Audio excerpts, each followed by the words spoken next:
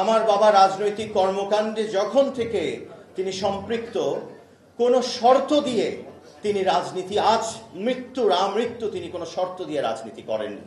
অর্থাৎ ম্যাডাম বা শহীদ প্রেসিডেন্ট জিয়াউর রহমান, মৌলানা ভাসানী এবং জনাব তারেক রহমান আমাদের নেতা কাউকে কোনো শর্ত দেননি বা দলকে কোনো শর্ত দেননি আমাকে এটা না দিলে আমি কাজ করব না।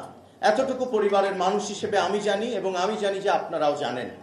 এই শর্তহীনভাবে পূর্ব শর্ত ছাড়া রাজনীতি করবার এই একটি দীক্ষা আমিও নিয়েছি। তাই আমি আপনাদেরকে বলে যেতে চাই, আজকে আমারও কিছু পেতে হবে না, হয়তো পেলে হয়তো কাজটা পথটা সুগম হবে, কিন্তু না পেলেও আমি আপনাদের পাশে থাকব, আপনারা আমাকে পাশে পাবেন। আমি রাজনীতি মানেই সোশ্যাল ওয়ার্ক মনে করি, সেবা মনে করি।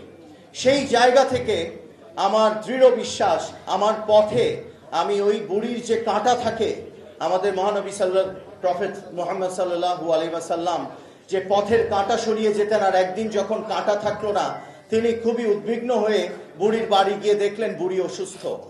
আমি চেষ্টা করেছি আমার জীবনের মোটোটাকে ওই গল্প দ্বারা অনেকটা আমার জীবনটাকে যেন সেই গল্পের মধ্যে আমি আবর্তিত করি।